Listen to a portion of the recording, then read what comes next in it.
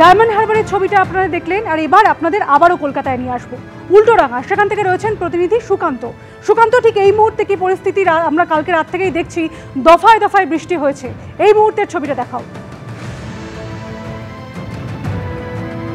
দেখো, একেবারে শহর কলকাতাতে কালকে 9টার পর থেকে যে প্রবল বৃষ্টিপাত হয় তার জেরে কিন্তু 12টা 1টা পর্যন্ত শহর কলকাতার বিভিন্ন জায়গাতে একেবারে ওয়াটার লগিং সিচুয়েশন ছিল বা জল জমেছিল, এবং তারপর জল কিছুটাই নেমেছিল। ফের কিন্তু ভোররাতে যে প্রবল বৃষ্টিপাত হয়, যা কার্যত কলকাতা তো অবশ্যই, এছাড়া উত্তর 24 পরগনা, দক্ষিণ 24 পরগনা এবং দক্ষিণবঙ্গের বিভিন্ন জায়গাতে এই বৃষ্টির জেরে কিন্তু এই মুহূর্তে শহর কলকাতার বিভিন্ন জায়গাতে ওয়াটার লগিং সিচুয়েশন। আপনারা এই মুহূর্তে রয়েছে উল্টোডাঙা হাটকো মোড়ে। ক্যামেরা পার্সন দীপ্তেন্দু চক্রবর্তী যে ছবি দেখাচ্ছে, হাটকো মোড়ের মতন জায়গা, অত্যন্ত গুরুত্বপূর্ণ জায়গা।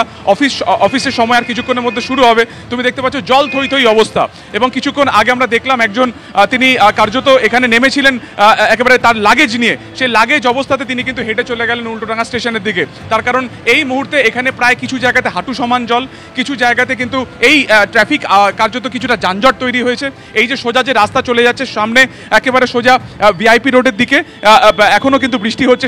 সামনে একেবারে শ্রীভূমি, বাঁদিকে বেঁকলেই কিন্তু উল্টোডাঙা স্টেশন রোড। অন্যদিকে তুমি দেখতে পাচ্ছ সরাসরি যে ছবি, যেহেতু বৃষ্টি পড়ছে আমি একবার ক্যামেরা পার্সনকে আরেকবার দেখাতে বলবো।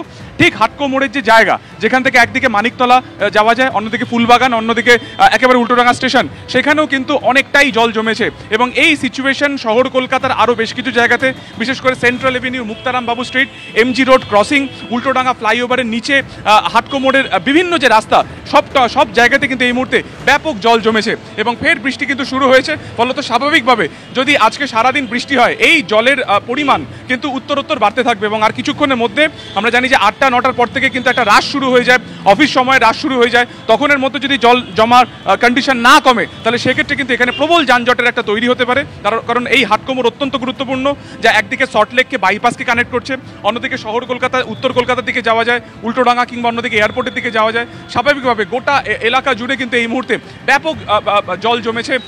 এবং তুমি সরাসরি যে ছবি দেখতে পাচ্ছ, যারা নামছেন তারাও কিন্তু কার্যত হাঁটু সমান জলে তারা নেমেছেন, এবং সেখান থেকে তারা কিন্তু তাদের গন্তব্যের দিকে এগিয়ে চলেছেন। সব মিলিয়ে সেন্ট্রাল এভিনিউ, অন্যদিকে তোমার একেবারে সাদার্ন এভিনিউ, এবং উল্টোডাঙা, অন্যদিকে কেষ্টপুরের দিকে, হলদিরামসের দিকে, এই সমস্ত জায়গাতে কিন্তু এই মুহূর্তে প্রবল বৃষ্টির জেরে জল জমার সিচুয়েশন এই মুহূর্তে রয়েছে।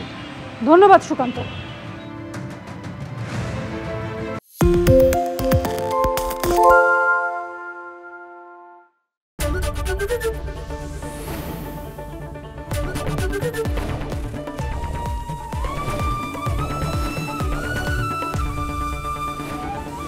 এবিপি আনন্দ, এগিয়ে থাকে, এগিয়ে রাখে।